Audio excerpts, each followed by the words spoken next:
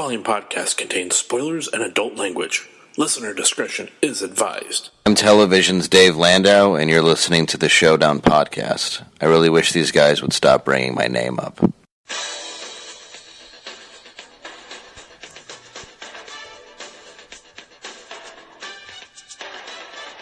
The Showdown Podcast presents The Survivor Series with Corey Miller, Vic Miller, and Brad Scott.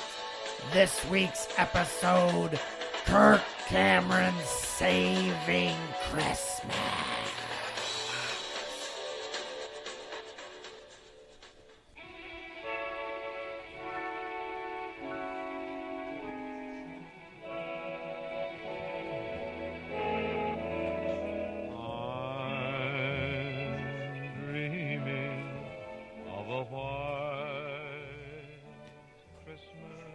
This is the Showdown Podcast. We are live from Corey's Kitchen / Evil Lair / Zoo / Aquarium. And I am joined by Corey Hanukkah Miller, Vic Kwanzaa Miller, and I am Brad. Happy holidays. I don't give a shit. I just want to piss you off, Scott.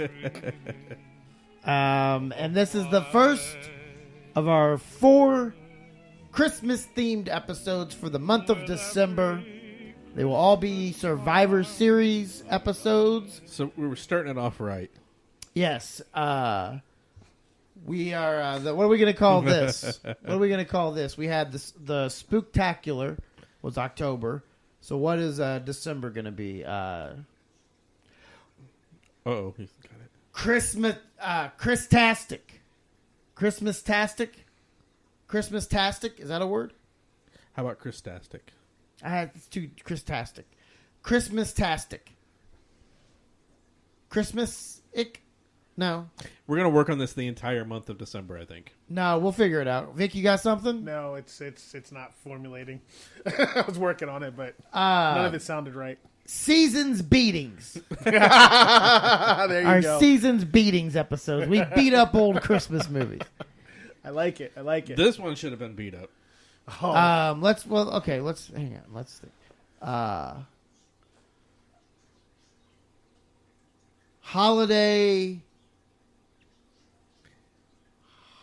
Holiday extravaganza? No. You wouldn't have started Holocaust. What? Our Holocaust of holiday movies. What? Let's call it I think I really like Christmas-tastic. Okay. I think that could be a new word. Yes. Christmas-tastic episode series. There you go. So this is the first edition of our Christmas-tastic episode series, and we have gone all the way back to 2014. the classic 2014 American faith-based Christmas comedy film directed by David Doan. Did you just say comedy? It's listed as a comedy. Come on, do your homework. Well, but they did clarify it to faith-based Christmas comedy. I don't know how. Like, that's one of those at Blockbuster you don't use the whole wall for. You just probably stick it in with Christmas movies. But it's written, directed, starring Darren Doan, who is basically the god of this movie. Right? Yeah. He created it. And he sent himself and Kirk Cameron to die for our sins. Did you say he wrote it too? Yeah. Yeah. Wow. Written, directed, starring Darren Doan, Did he and then edit starring too? Kirk Cameron. Oh, I'm sure. No. They actually they did like a thing for it. Yeah. There's a graphic for it at the beginning. Yeah. I don't remember off the top of my head. It said it was like part mill, Party editing or Mill, something Party like that. Mill Studios or something. Yeah. Yeah. So, anyways, this movie is 2 years old. Was released November 14th, 2014. Did well at the box office. How well did it do? It was made basically $3 million against a $500,000 budget. So yeah, by what Churches. statistics? By standards, 3 times the money, right? Yeah, Isn't yeah, that that's the rule of standards.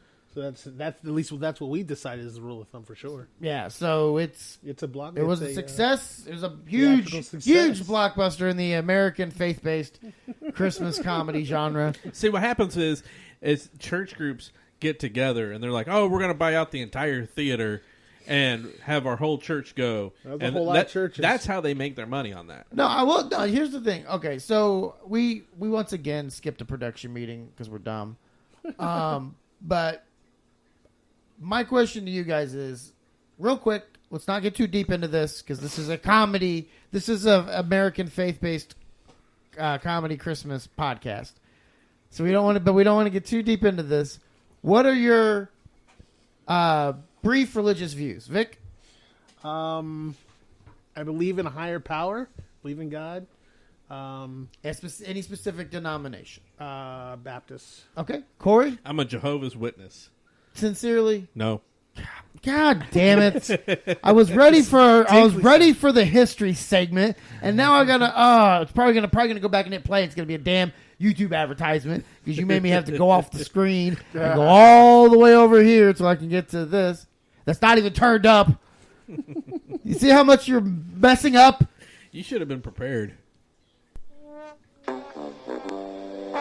at once. Enjoy. Yeah. No. Okay. So what? Okay. What are you really? Okay. I was raised Catholic. I'm just going to leave it at that. Are you still? Do you still go? Do you go to church? No. Any point in time through the year? No. Last time you went to church? It was for the anniversary of my grandmother's death. Okay. Way to bring down the room. Yeah, way to bring down the room. No. Oh shit! I meant to go loser game show sound, but I was like, well, I just did that one off the bat. I should probably switch it up. And then I didn't think in my head until after I hit play that I did Mario Death for you talking about your anniversary of your grandmother's death.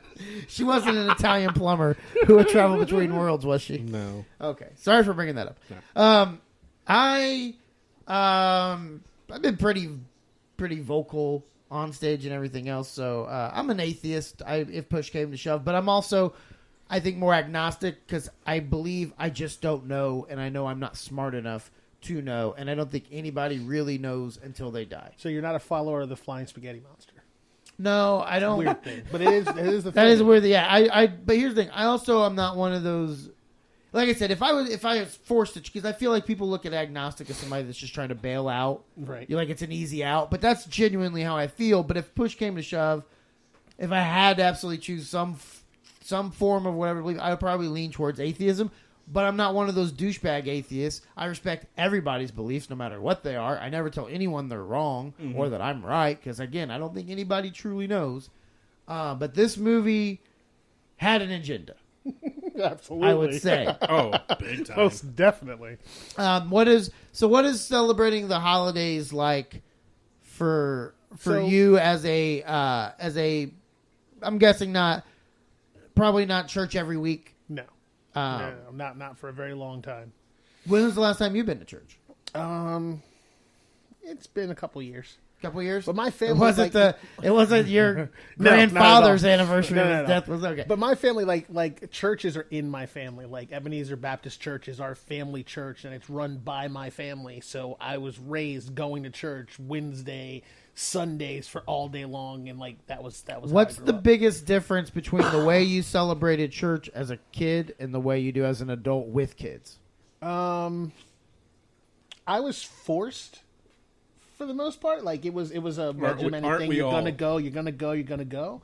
And I grew up with my kids. I gave them the choice of whether or not they wanted to be involved, and whether they wanted to believe in that. No. I'm not talking religion. I'm talking Christmas. Christmas. I thought you said religion. No. How did you celebrate Christmas as a kid? Yeah. That's different. What's different about how you celebrated Christmas as a kid than now that you're an adult with kids? Yeah. Christmas as a kid was, probably the same as most people. Like the Christmas tree is all set up, and presents and the electric bill. Exactly. Well, usually it was the electric bill would go when the presents would be there. But me too. But the night before was pretty much the same as everyone else's house. Everybody got together and hung out. But we did we had Three Kings Day, so we always had 3 presents the night before. Where is that from? Got me. It's just something our family's always celebrated. It was part of the three kings coming to the manger and giving baby Jesus the three gifts. Our family gave three gifts at the night before. I might steal that shit. That's pretty good. And then in the morning, that way you weren't quite as crazy. Like in the morning, you could sleep in. I think it was actually kind of a... Oh, it's smart, yeah. It's a buffer. Yeah, So here, go you're- play with yeah, this for a few hours exactly. later. And But they were pass usually out. they were usually something like, it was usually like one of the gifts was always like a piece of something clothing wise you needed. Then one was jewelry, and then one was like a toy.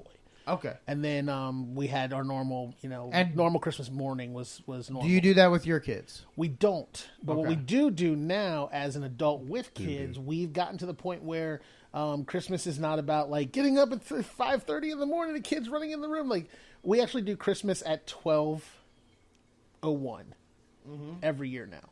So at 12:01 In the afternoon? No, in the morning, 12:01 a.m. So 12:01 a.m. we do Christmas, and then we all go to bed after we're done with all the excitement, and we sleep in. And then we wake up around 10:30, 11 o'clock, and we have brunch, and it's a glorious day. But that's how. What's we've the changed rest it. of your day spent? After that? Nothing. You don't do like a movie or something? No, well, we'll watch the Macy's Day Parade, the Christmas Parade, and stuff Do you like watch that. Christmas Story all day long like I do? I do watch Christmas Story at least once, but not all day. So that's you. Is that what you did as a kid too? No. So what is your difference that you celebrate now as opposed to as a kid? As a kid, we would go to my grandparents' house on Christmas Eve, and then come home, and then the next day, open presents and whatnot, and then we would go to my other grandparents' house, and we'd be over there for a White while. privilege. He had like 5 Christmases every year. Hey, whatever. I wasn't complaining. I was a kid. More presents, Of course. But now we still go to my grandpa's house on Christmas Eve, and then it's Christmas Day. It's here all day. We go to my parents, like the weekend before or whatever the schedule works out. Maybe it's a couple days before Christmas. Maybe it's a couple days after Christmas. It all depends on the scheduling. So yeah, it's really different. Is there a tradition that you did as a kid that you don't do? Like Vic had the 3 wise kings.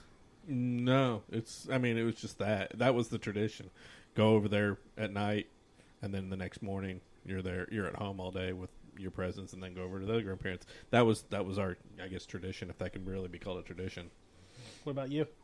I was wondering if someone was going to actually pick up the ball. He would have totally dropped it. Just let it be dead air, guarantee it. Well done. That's it. No, when I grew up with a single mom, and when I believed in Santa Claus, I don't know the exact age, probably 8 years old, 9 years old, or somewhere around there is where I found out the truth.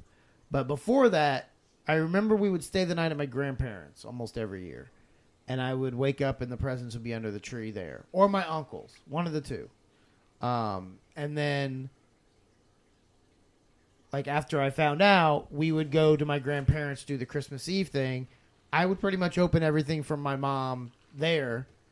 And then me and my mom would just sleep in, and I'd play video games or play with toys, whatever that I got for Christmas the next day. It was a very chill, relaxed day. And then with my daughter, we've stayed at executive producer Molly Smith's house the last couple of years. We won't be this year. We'll probably do the same thing. This is going to be her first Christmas knowing the truth about Santa Claus. Hold on, are you breaking the news, or did she figure it out? No, I already told her. Oh, okay. So you told her, like she didn't figure it out herself. No, it was actually pretty much, I think it was around the time where, like, tooth fairy money was getting expensive. So I broke that one, and I was like, let's just break down everything else. And she handled it well. I think she knew or had an inkling. I don't know. I'm sure kids at school I'm not said sure something. when my kids figured out that it wasn't a real thing, but they did actually, like, they just were just like, we know. Like, that was the thing. Like, they were just like, we already know. Even though we still did it every year, we had a present from Santa for all of them under the tree. Yeah, it's. I think I didn't want her to be the last kid in her class, and so yeah, we'll probably just spend the evening at my grandparents for a little bit, and then go home. And now my new tradition for last several years has been they really put focus on having like NBA games all day, and so I'll just watch basketball all day. Nice. That's heaven for me. That's heaven. Well, you're gonna rotate Krampus in there this year, right? Oh yeah. Well, Krampus will be the night before. Ah. And then possibly if there's a boring game, we might slip it in there. But we try and watch Christmas movies like the week before, like the leading up to it. Just I'll whenever watch- we can. I have not been able to actually watch Christmas movies like for years now. They just absolutely bore the junk out of me. I watched Krampus on Black saved Friday Nice. while I was in a hotel in Michigan. There you go. We Took my PS4. But see, that's a Christmas story I could watch. That's a Christmas movie I could watch. I broke down and I watched it because I bought it on Blu-ray because I found a really good deal on it at Best Buy. It was on sale one week, and I had like a reward certificate or whatever. So it cost me like $5, and I love that movie. Yeah. And I wasn't gonna watch it though because I got it in like I think April maybe or May or something, and I was like, shit, I'm just gonna be sitting on this movie because Yeah. I don't want to watch it until after Black Friday because to me that's when Christmas season starts. Right. Like, I don't do Christmas music. I don't do anything like that before Black Friday. And then once Black Friday hits, I go hard with Christmas. I'll do almost every show wearing either my Miami Heat ugly Christmas sweater or I have an ugly Christmas sweater that has, like, reindeer on it. And I do up the whole holiday. And then as soon as the 25th hits, I slow down. The 26th, everything's down. Trees down. Decorations are down. I don't live in the past. We tend to watch Christmas Vacation and Elf. Those are the two Elf, big ones. Elf was my favorite Christmas movie until Krampus came along. Those are the two big ones. Yes, let's get started with a little segment we like to call. And now the Showdown Podcast history. Corey, It's the first time I saw it. Vic, I have no history with this. I didn't know it existed. did you know it existed? Yeah, because I heard about. Oh yeah, I heard about how terrible it was last year. Yep, and I had heard that it's one of the worst movies ever. I know he's very heavy on the Jesus. This was my first time seeing the full movie in its entirety. This has been the Showdown Podcast history.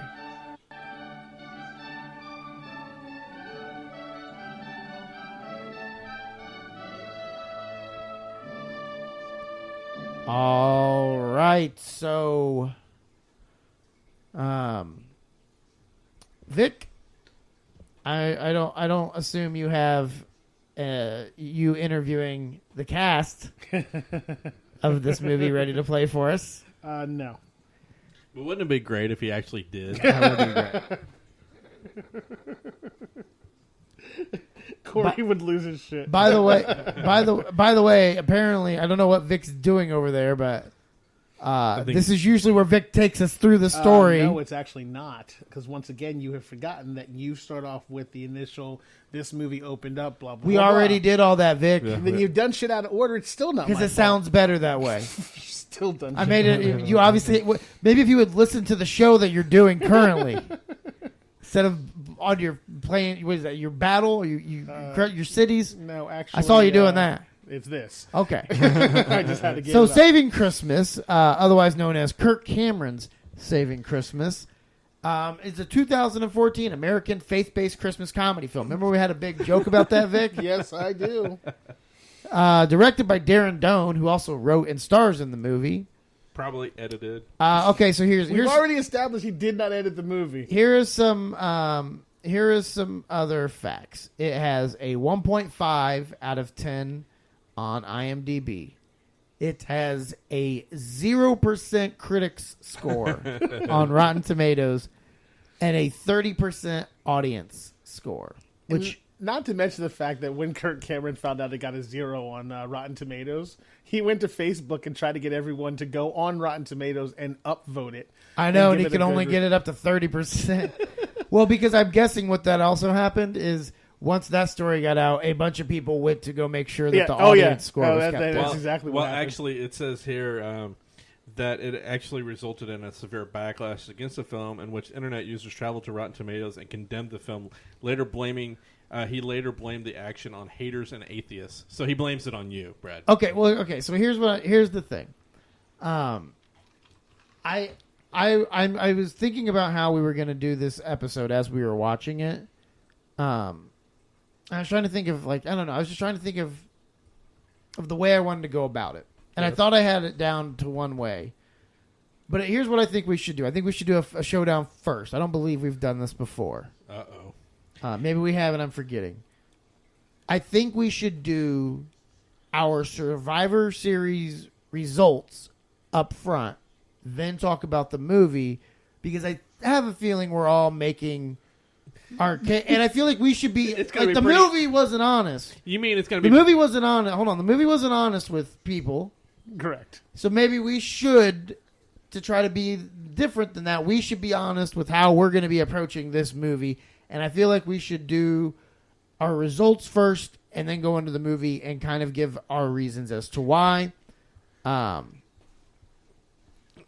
you're saying it's going to be pretty obvious which way I we're do. leaning. I do. I feel like it already has been. Yeah. So let's just all say our piece about it so that they get an idea of where we're coming from as we're talking about it. So Corey, real quick, let's not make it huge. Okay, not making it huge. Okay, this movie was absolute dreadful.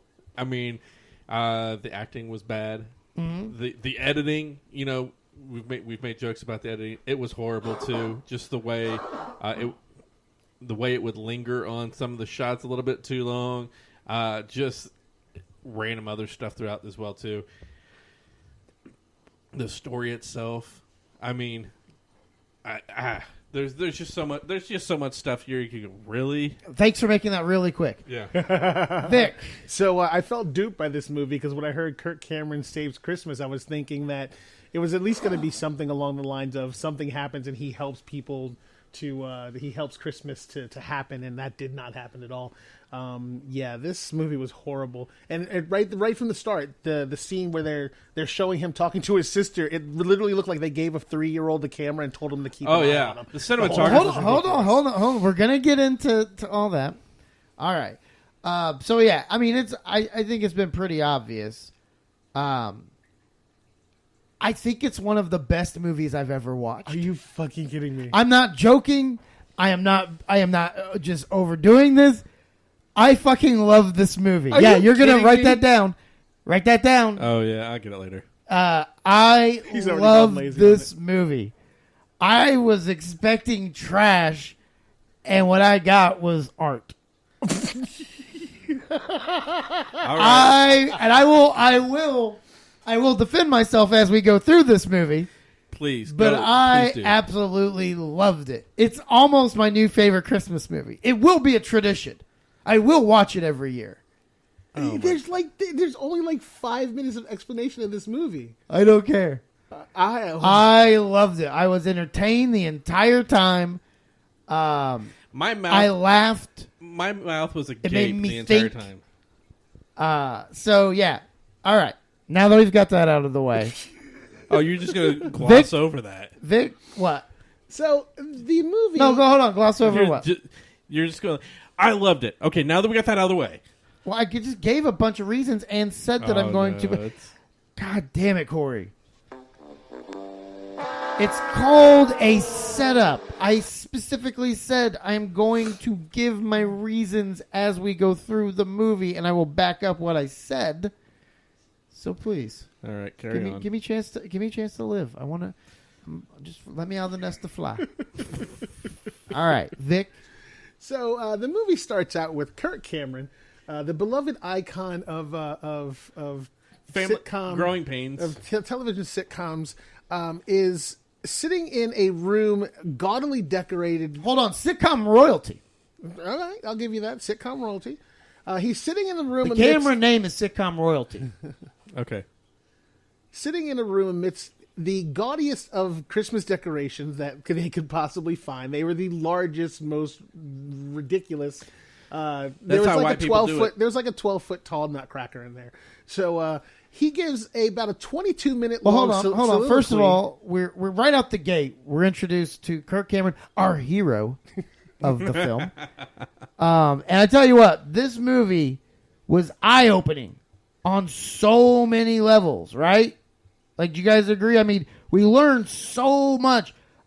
Maybe none more important than... And I love hot chocolate. Kirk Cameron loves hot chocolate. I was hoping you were going to give me a little bit more time before you drop that. And I love hot chocolate. He didn't even have to have any in the cup to love it. Yeah. He loves hot chocolate so much. He enjoys the idea, the thought. The $500,000 budget did not include him actually having a cup of hot chocolate, which was actually in the next room. Yeah. Yeah, and you would have thought, I'm sure because they probably came to him, and they were like, okay, we're going to have a little mug for you here. They're like, what do you think, Kirk? What are your thoughts on hot chocolate? And I love hot chocolate. Oh, okay, well would okay. you like some in the cup? No. No, I'm good. I'll just pretend. Okay, so sorry, continue. So after about a 22-minute long soliloquy as to why he loves Christmas and the holidays, and the fact that he let everybody know that he is just sitting in front of a fireplace, just talking to the camera. That's literally what I was just talking about. Just to make it clear, yeah. We're painting a picture here. Yeah, we got to paint a picture. Thought I had. So he and then he proclaims his love for hot chocolate, and then he decides he's going to go join the rest of the party because he's at a big party at his sister's house that they throw every year with all their friends and family around. And he goes in to find her, and she's looking a little distraught and lonely. And he says, "Where's your husband? Where's Christian at?" So Christian, his brother-in-law, has gotten the holiday blues and is doubting the validity of what people think Christmas is actually about. Our antagonist.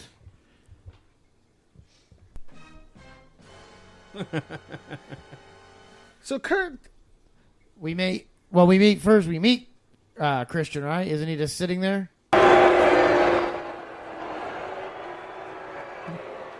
Boo that man. Absolutely. Oh, okay.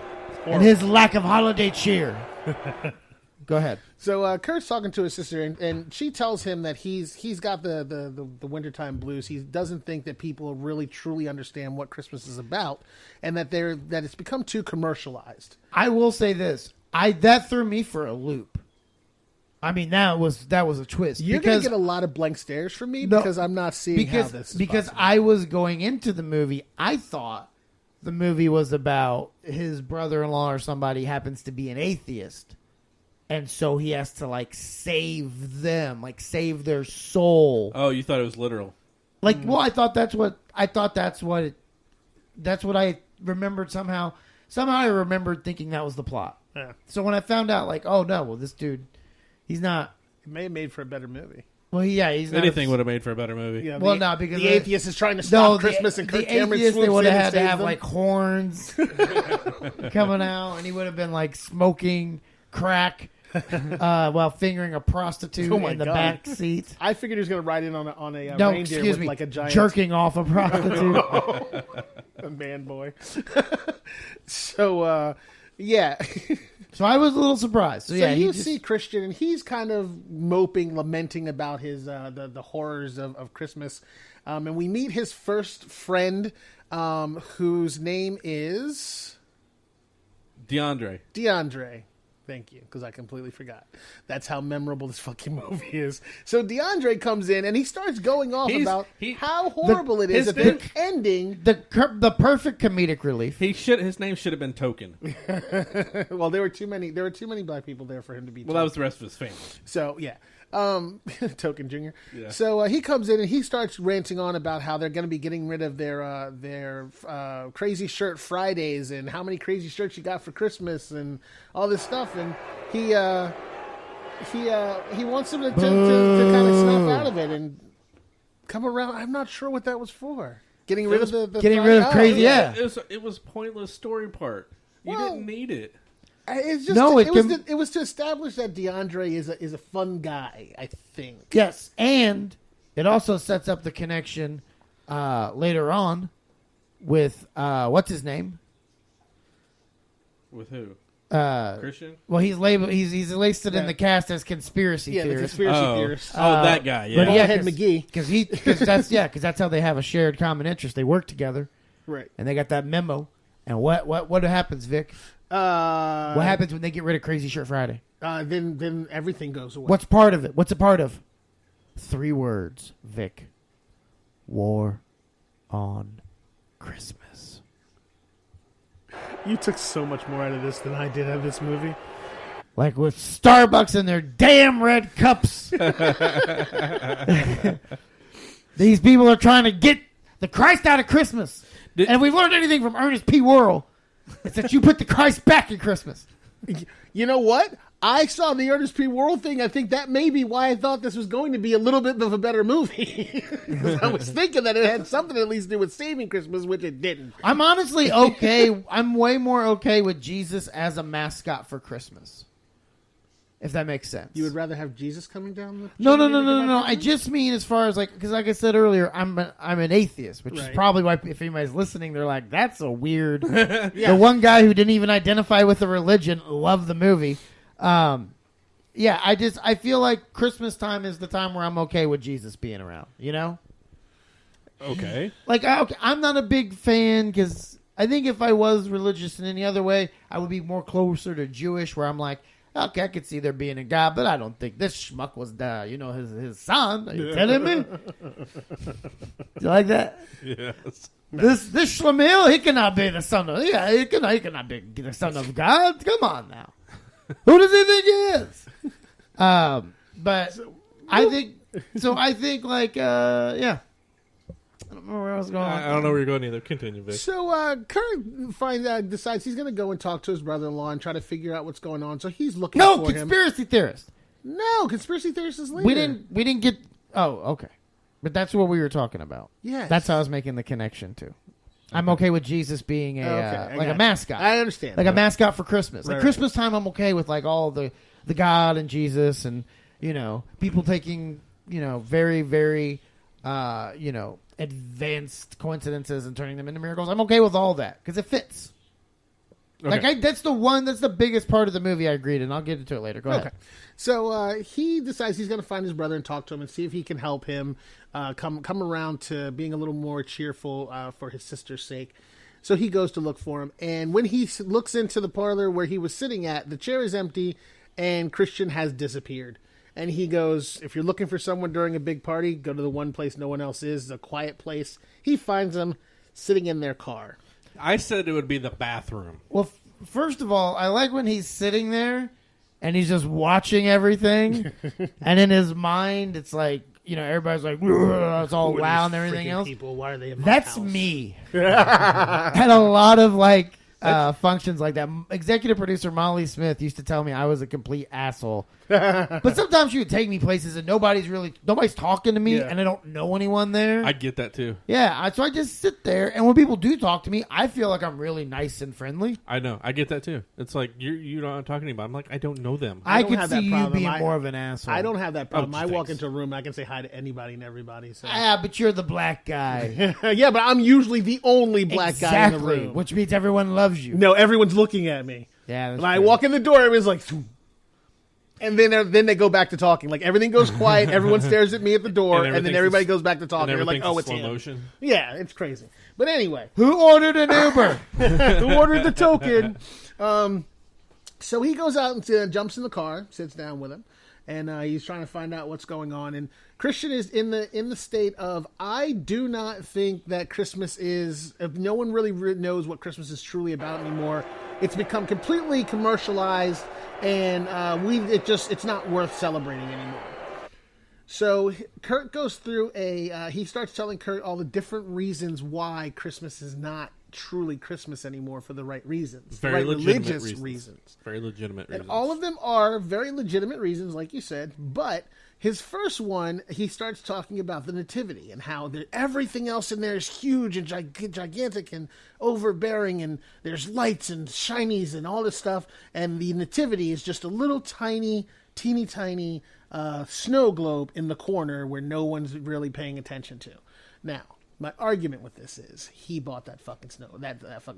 If he, who looks like he has money, and bought everything else oversized, why didn't he fucking go out and buy a gigantic nativity scene? Fuck, get a mule, a real baby, and a couple people and throw them out in the front yard. Hired Santa, hire Jesus. Fuck, that's what I'm saying. Why don't they do that, by the way? Why don't they do that? Why don't you see at the mall, why isn't there one of Jesus's helpers? Well, because people you can't throw your religion in other people's face, and people will have a fit about it. But here's the thing. when it comes down to Santa, that is almost... That's not religion. Technically, no, but do Jewish people... He's a saint. But it's not religion. But what I'm getting at is Jewish people... I mean, like a religious saint, not like a New Orleans I know what saint. you're talking about, yeah. He's not, trying to hunt people down and take their heads off during a football game.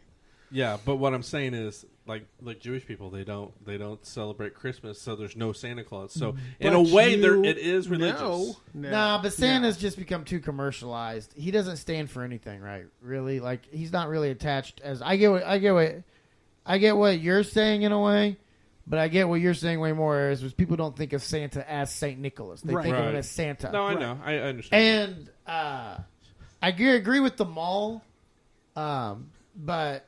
Again, it's I would think you would think at a church they would have a Jesus for kids to come up and talk to. Like you tell Santa what you want for Christmas, and you tell Jesus your sins. So you get what you want from Santa for Christmas. But you do notice that almost every church has a nativity scene set up for Christmas. Yes, but I want a real human Jesus. You only see those in the movies. The baby would be there's the church my dad goes to does a Christmas play every year. Thank God he stopped being in it because now I don't have to go. I used to have to go, and I was like, "Oh, holy shit! This is what people went through. This must have been what they went through when they went to my first comedy show." But yeah, actually, and I'm gonna try to drive home. Oh shit! This was last week. Last week I tried to drive home and early enough to take my daughter to church because my mom can't walk at the moment. She have a health thing going on. So I've been driving her back and forth to work and everything else, and she just hasn't felt up to going to church. I don't go to church with them. But I'm going to start taking my daughter. I just sit in the lobby. You don't want to burn? Lobby. That. Well, if he's in the lobby, he's come through the door. He's still here. So. Yeah, but there's still the main doors. Oh, gotcha. Yeah. So anyway, moving on. He starts telling him, he gives him the actual, the more religious version of the manger and what the true story is behind it. He then moves on to so here's the thing. That opening story. Yeah. That's grasping for straws.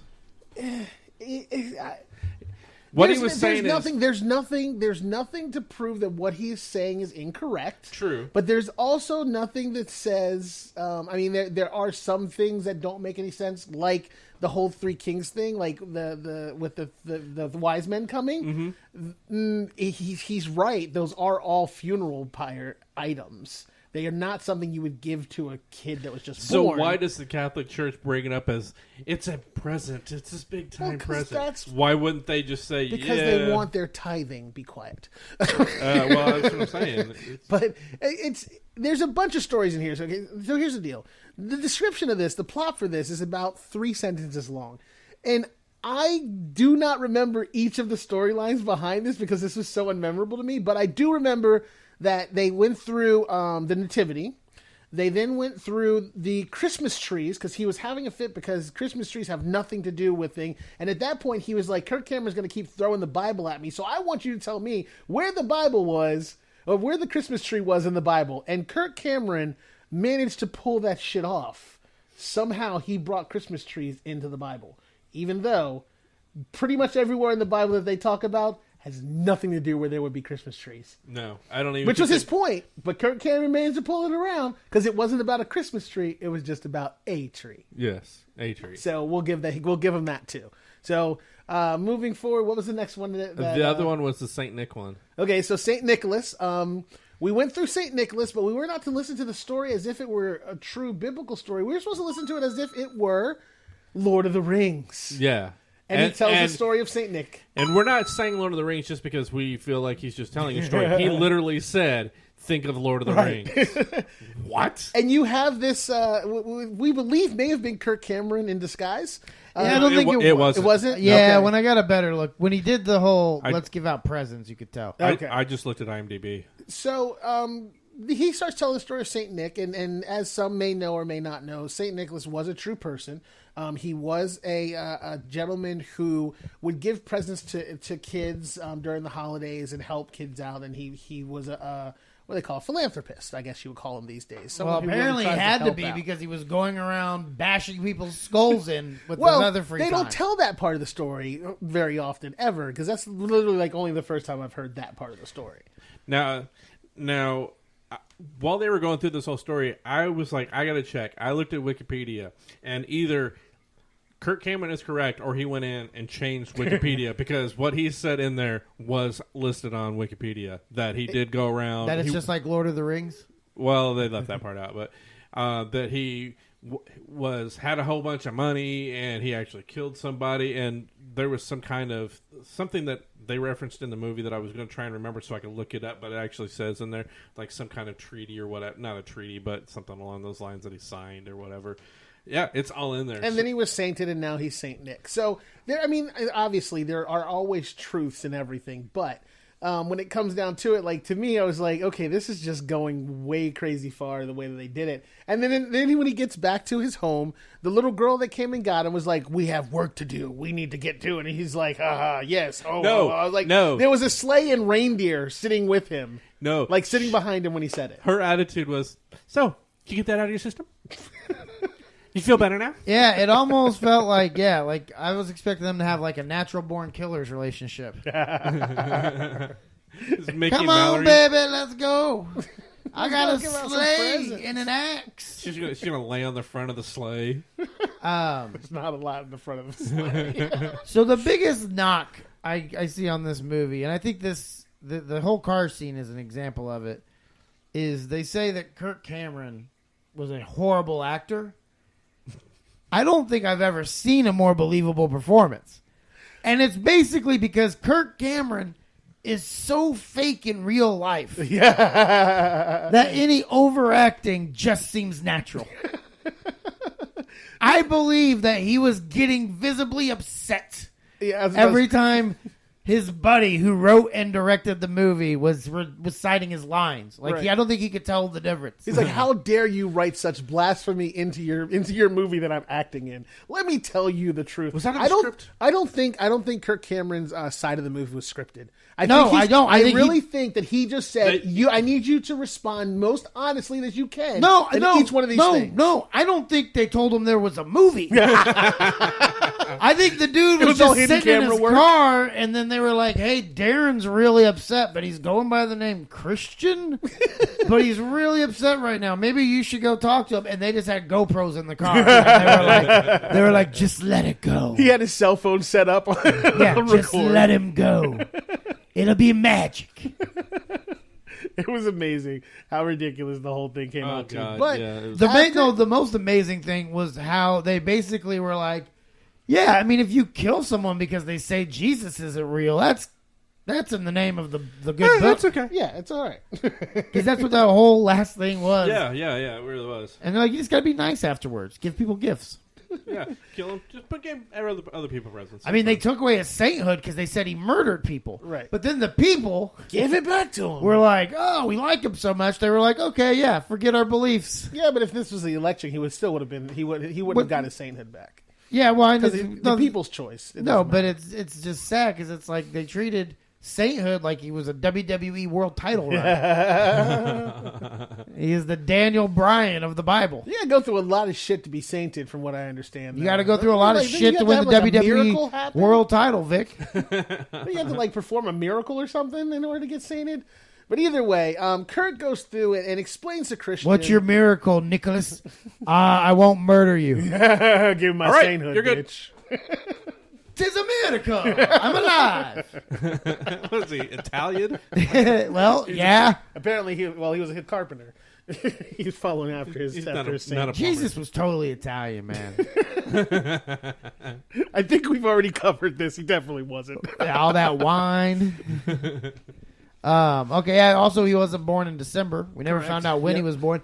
But that's what I was. I've heard about that before, though. That's what I was speaking to earlier. That's the part of the movie that to me did make the most sense. Like why we would celebrate Christmas in December. Well, it's because if I remember correctly, I remember looking something up, and they said that way back when there was a thing that they were talking about, like sales, like overall sales being down really bad during the months of December and blah, blah, blah, because of the cold and all that stuff. So literally, like, commerce, people in charge of commerce created Christmas as a national holiday in order to build sales during the winter months because nobody was buying it. I wouldn't be the least bit surprised. It's in there somewhere. I literally have read something about that. I don't know the exact particulars to it, but that is one of the things that they did. It's just like the 99-cent thing. Do you know the whole 99-cent story? Have you ever told you this? No. So you know why everything is $1.99 or 99 cents, whatever it is, instead of just being $1. So the I think it was the New York Times, whatever, or Chicago Times, whatever the oldest newspaper is, they sold it for a penny, but no one ever carried a penny around with them. So they made all the businesses start charging 99 cents for anything that they bought, that they purchased, and the newspaper would then reimburse them some of that money. So they would sell something for $1.99 instead of $2, so there will be 1 cent left over. So when the kid walked by and said, "Newspaper, get your newspaper, 1 cent," people had a penny to give out, and that shit is stuck up until now, and that's completely a true story. Apparently, that was before sales tax too. Well, I mean, but that's what it came from. That's I believe that was Corey's first job. Newspapers for sale, just a penny. Wow, I should have known that was coming. Of course, Merry Christmas. So yeah. So hold on. We also forgot to talk about the most important aspect of the story with Saint Nicholas, which is him telling him to imagine Santa Claus. And for some reason, they have this weird sound. Yeah, Santa Claus was like some psycho trip, like LSD trip. He was out of focus. He was almost in 3D. He was like red and blue, and like aura, like quaking back and forth. Like, it was weird. It was really strange. You can almost make a song out of that. Yo. Let's not. Yo, turn me up in my headphones. Oh my god. I have no snare in my headphones. I'm sorry, listeners. Yeah, so that was very strange. Yeah, it was really weird. But then he comes through it. He comes around. And he figures out that Kirk Cameron was right. And Christmas is to be celebrated. Indeed, Christmas has maybe been saved. And he comes up with this idea that he'll fake a rash. Yeah, for some reason. He has an eggnog allergy, and he has to go to the hospital to get the nog shot. Even though no one noticed he left. Right. Yeah. Nobody cared. Yeah. Like, if this dude would have been suicidal, like, Kirk Cameron might have just pushed him over the edge. It's a good thing he was just sad about Christmas. Because everyone's inside just having a good old time without him, so apparently it wasn't that big of a deal, but he didn't want to be ugly noticed. Wife just... Hey, that's what he was really sad about. He had to be married to that thing. Oh, she could have been worse. I don't know what that chicken hair was. Now when you got a house like that, she shouldn't be. Time to upgrade. So he talks him back into going back inside. He goes in. He does some weird shit when he goes back to that house, though. Like, the first thing he does is slam that door open like, "Bitches, I'm here." Well, which was like, just another great aspect of filmmaking. That's how the movie opens, but you don't know why or who. You don't know any of this. And then they close by, it's him. Because that's what Kirk Cameron tells him. He says he can't just fake a rash. Right. Or make up an excuse. He's got to go talk to his wife. Yep. Because that's what Christmas movies do, Corey. Mm-hmm. They make you do good things. Mm. Even the smallest hearts of yours can grow 3 times that size that day. And he goes back in to tell his wife that Grinch. he was wrong. And that Christmas is the shit. I really wish he would have And he said does that. go in after doing a really weird belly slide across the living room. Does a belly slide on the floor while into headlights... Into the presents. I just like to imagine that there's just Washington and Lincoln just sitting over there, and he's Obama's like, "Whoa!" into So it's a weird thing. He goes and stares at the nativity in the snow globe, and he has like a flashback of what Kirk Cameron told him like 10 minutes ago in the car. Well, no, the weirdest part is Kirk Cameron just standing behind him, like with a creepy look on his face as he runs into the house. And then so then he does finally go over and talks to his wife in the kitchen. Just stares at her. Okay. Honey, I've been a bit of a jerk this Christmas season. Yeah, you have. You really have. He's been an ass. Kind of like Corey. He deserves so much better. And this Christmas, I want to give you something I've been wanting to give you for a long time. Oh, yeah. What do you got in mind, Big Papa? This dick? That's my joke. He's nuts. You would have gone D's nuts. This dick was good. I said it earlier. But what you didn't play there, which you did, I know you didn't record, but Kirk Cameron cuts in and says, Now, what happens in most stories at this point? Oh! I'm sorry, I didn't do what? never mind, apparently you did it. So play it I thought again. you were going to play something. Oh, no. I'm... Yeah, that was, you guys got pwned. Yeah, apparently so. You know how he felt? He felt like this. That sounds going to be coming back for a while. So anyway, Cameron cuts in and says, "No, what? Play it again." The whole thing? What does he sound like? I don't just have that little part. That was the end of the recording. Oh, was it? Okay. Remember I said earlier I'm going to pause it there, and I said so I can say this dick. And then you decided to break. So anyways. It's okay. Anyway, I was going to say, never mind, because my whole joke is gone now. It's over. He goes into a dance party. Yes. And it's a Force Family 5 or something like that. Family Force 5. And they just have a dance off. He proclaims that he put together the choreographed choreographed. Well, no, dance it's squad. a brilliant piece of filmmaking, Vic. It's a twist. It's a twist. It's like Bruce Willis was dead the whole time. You know, it's just or it's Brad Pitt's wife's head in the box. It's really, it's on that level. What's in the box? I can't believe it's on that level. It is. I mean, because instead of him kissing his ugly ass wife, he does what anyone would do. He goes and dances with much younger women.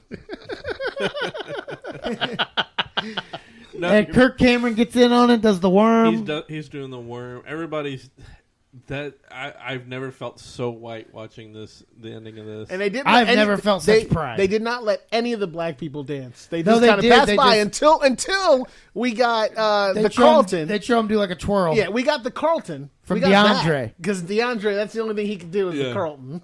So, this movie was just so good. And then that's the end of the movie. Yeah, that's it. I can't get it back.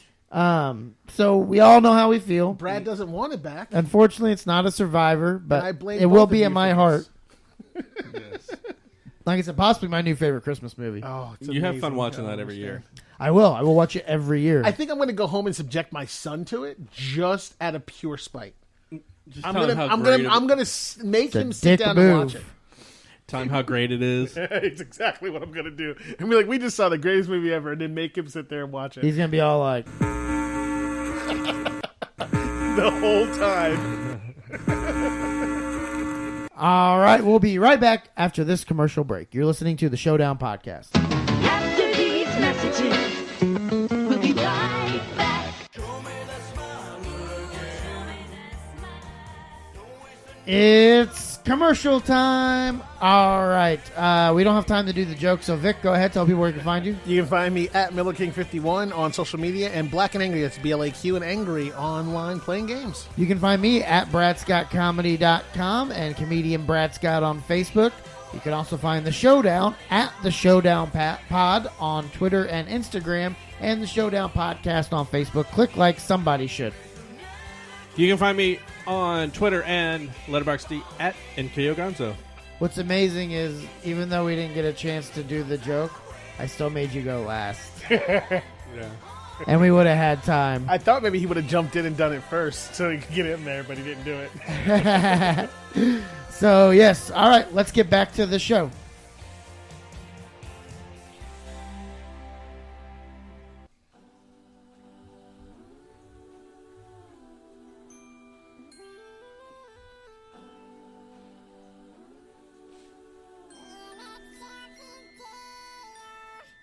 Angels we have burned on high, sweetly singing o'er the plains, and the mountains in reply, echoing their joyous strain.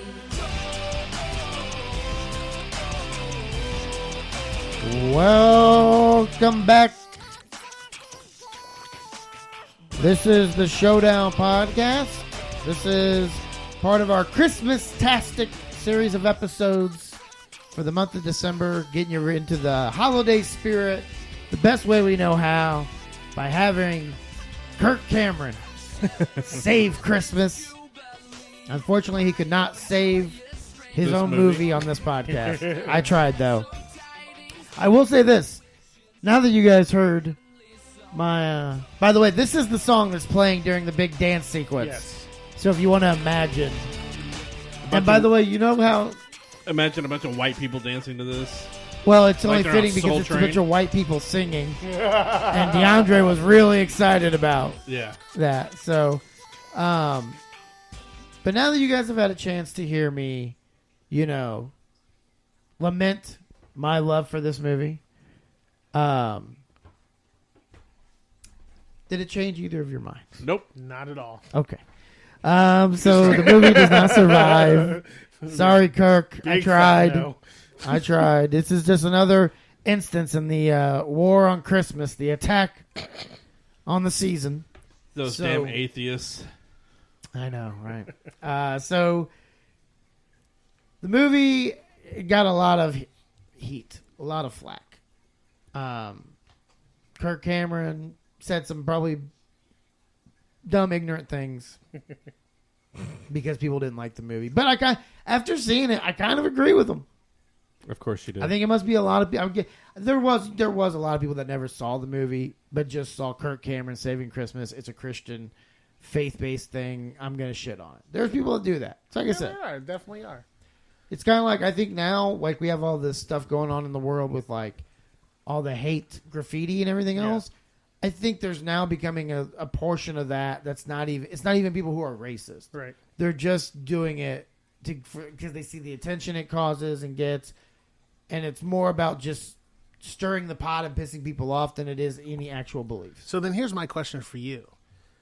Has Kirk Cameron turned you towards a little more belief after this movie? Oh, absolutely not. There it is. I just love this movie. As long as that's a thing. I just really like this movie. I don't know why. I can't explain it. It goes against everything I believe in. It has nothing to do with the faith. It's just didn't agree with anything in the movie. But thought it was entertaining. As long as we got that straight, I just wanted to make sure that you hadn't changed your mind. Let's not get it twisted. Kirk Cameron and all his craziness and weirdness is still a charismatic guy. Oh yeah, yeah. You know, it makes you wonder though, if he hadn't gone down the path of doing just faith-based movies, and where his career would have gone had he taken more of a different path in as far as acting goes. I don't know if he's that. Yeah. I don't think he's like Tom Hanks or anything. No. But I mean, he was the balls. He was the... I mean, think of his popularity on Growing Pains. Yeah, he was very, very popular. And after And that, it's not like he's some dorky looking guy. I mean, no. Well, I mean, he still does a lot of work on like was it Oxygen and things like that. Things that aren't like... Oh, his sister loves those Lifetime movies. Yeah, things that aren't she like... does a lot of those. Doesn't have any chance of there being anything racy. I mean, he still does all that stuff. So he's still working. It's not like he's faithed himself out of the business. So, because apparently his friend is still making movies that he's got him going into, even if he doesn't know about it. But. If you make the movies, I'll be in them. All right, so... Make the movie. You are the movie, Kirk. Let's talk about what would Jesus think about this movie? Well, Vic, it's a little segment we like to call What Would Jesus Watch? What Would Jesus Watch? Sponsored by Crackers Comedy Club, Broad Ripple in downtown. Shows run Thursday through Saturday. Check crackerscomedy.com for details. Have to get with Ruth Ann about a check. Oh, like no, you ain't getting that. That's just me trying to get a feature week in January, bro. Hey, Ruth Ann, I shouted you guys out on the podcast. You want to hear? Do to help, Brad? Just stop when Corey starts to talk. Stop listening. Okay, so What Would Jesus Watch says, Saving Christmas is a documentary about the Christmas holiday. Actor Kirk Cameron's sister Bridget is... Told you he was not acting. Actor Kirk Cameron's sister Bridget is throwing a Christmas party, which I did look up. Bridget is really his sister. And I guess Candace wasn't available. I don't know. She found out what the movie was about. Yeah, she missed the opportunity of a lifetime. Bridget has gone all out. But she regrets it every day. I'm not thinking so. I don't know. She was probably getting those royalty checks for Fuller House. So who knows? Anyway, Bridget has gone all out with a huge Christmas tree, lots of ornaments, lots of presents, and lots of Christmas decorations. Even more exciting, Bridget got someone to play Santa for her children to sit and take photos with, which is really, as they said in the movie, just their uncle. So it's not like that was a struggle to go get somebody. But really, it's a relative. That's what the next sentence was. I guess I should have read What is going on? What? Did you just have a stroke? What? We just witnessed a stroke. What just the hell? Okay. Live on the air, folks. You just witnessed Corey's first stroke. Crackers is going to be shitty with their investment. Okay. It says, however, her husband Christian is not as excited as she is about the party. Saving Christmas starts out with Kirk Cameron talking and questioning modern-day Christmas traditions. Then the story starts, but most of the movie is narration and an argument between two people. This doesn't make an interesting movie as a movie, but it does provide good lessons. Also, the cinematography is off, usually not in focus or shaky. The movie also lacks a clear storyline, but rather is just didactic. Didactic. Are you reading it too? No, that's the word, didactic. Didactic. Saving Christmas has a Christian, biblical worldview, stressing the importance of Jesus Christ. Saving Christmas highlights traditions that honor Jesus and stresses having a positive attitude about this special, delightful holiday or holy day. That's it. That's for that website. This should be your Oscar contender. You're going to criticize the cinematography? I seriously thought they were going to have some huge, ranting, raving. I can't believe there's not a statue of Kirk Cameron built at the offices of that website. It looks like the Emmy, but it's Kirk Cameron with his little mustache, his beard mustache. Well, at least they acknowledged the cinematography, as we said at the top of the show, was horrible. I have to ask you, honestly, have we changed your mind about this movie? I don't think we have. God. No. Wonderful film. Okay, you say it's so wonderful, but would you recast it? Yes, I would. There's only one character I would recast. How would you recast it? Out of the 3 or 4 that spoke. That's true. Actually, okay, make that 2. Yeah, get horse face of a wife out of there. And I didn't know Sarah Jessica Parker was in this movie. Maybe Halle Berry in there. Or somebody. So Kirk Cameron's sister would be black. Yes. I don't think they would let that happen. It's not supposed to happen, Catholics. Okay, well, I mean, you could go with Tina Fey. Tina Fey? Okay. She's cute. All right, we'll go with it. Okay, anyways. No, Blake Lively. With that guy? Yeah. Not with him. I can see Tina Fey marrying that dude. I'm recasting that guy. Okay. Go ahead. Who are you recasting that guy with? Christian, the antagonist of our story, I would recast with Miley Cyrus. So now it's a lesbian story. Yeah, now it's a lesbian couple. Well, just because I feel like she would really destroy the lines. I feel like Kirk Cameron would have a problem with that. He'd have a big problem with that. But go ahead, sir. I'm interested to see how this plays out. So this is Miley Cyrus as Christian speaking about the holiday. Mm-hmm. This is a complete hijacking. This is a hijacking. High-handed hijacking. Handing this jacket is like a carjacking of our religion, buddy. Insane. Is it a hijacking? Thank you. It's a complete hijacking. High-handed hijacking. Hand in this jacket. What's a hand in this jacket? I don't know. Is that what it says? I'm guessing old Dean gave Kirk a few of those to get in the movie. Those close-up 2 shots. Or Darren Doan. So that ends this episode. No, it doesn't. Yeah. I was saying move on. We were going to talk about what's a gift that you remember from your childhood. Each episode will give you guys a gift from our childhood. Oh, okay. That we remember. Something significant. So it doesn't have to be from your childhood. Just as any time. Any Christmas gift that stands out. Okay, I'll go first. The one thing that always stands out with me was when I was a kid getting Castle Grayskull from He-Man, getting the whole big castle thing, coming out, getting up early before anybody else is up, and going out there and seeing it just sitting up against the couch. That was always the big thing for me. One for me was one Christmas, my mom, realizing how much I love G.I. Joes, got me a complete G.I. Joe Christmas. Starting from wrapping paper down to almost every toy in there was a G.I. Joe vehicle, figure, or something. I thought he was going to say that she wrapped everything in G.I. Joe stuff, but didn't get him G.I. Joe stuff. Be like the mom in Child's Play. Got me, wrapped it all in G.I. Joe stuff, and then got me a gun. And a sweater. But yeah, that's one of my favorites. Brad? I would say... Chia Pet? No, Lazzy Bear. Remember that? From Lazarus? From Lazarus. The It was a stuffed bear bear? they sold at Lazarus, and when I was like maybe 3 or 4, it was like all I wanted. And like I don't remember any of this part. Like apparently it was sold out everywhere. My mom was going around trying to find it. They weren't sure if it was going to be there. And then she found a Lazarus that was like 2 hours away. Drove, went and got it. Everything else. So that's I do remember waking up and getting it though. Yeah, I think I want to say you had to like spend so much money in order to get one of those things for free. I think that was the deal. But anyway, that's going to end this episode. Next week, we're coming out with another Christmas classic, Die Hard.